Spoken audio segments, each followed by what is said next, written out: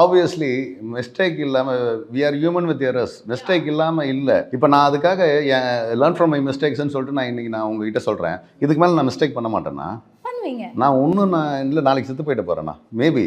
ஆனால் நான் இன்னும் 10 வருஷம் வாழ்ந்தாலும் 20 வருஷம் வாழ்ந்தாலும் மிஸ்டேக்கோட தான் வாழ போகிறேன். ஏதோ ஒரு மிஸ்டேக் பண்ண போகிறேன். புரியல? இல்லை நான் பண்ணுறதுல ஏதோ ஒரு மிஸ்டேக்கை கண்டுபிடிக்க போகிறாங்க. இவ்வளோ தான் எங்கள் லைஃபை.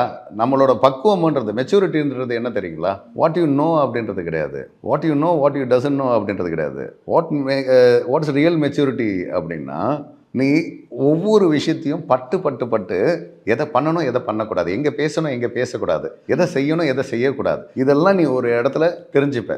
அதுதான் உன்னோட ரியல் மெச்சூரிட்டியாக மாறும். உன்னோட அனுபவங்கள் தான் மெச்சூரிட்டி கொடுக்கும், அந்த பக்குவத்தை கொடுக்கும். அந்த பக்குவம் நான் இப்போ அடையாமல் இருக்கலாம், இல்லை இன்னும் 2 வருஷம் கழிச்சு அடையலாம். அந்த பக்குவம் வேறையா இருக்கலாம்.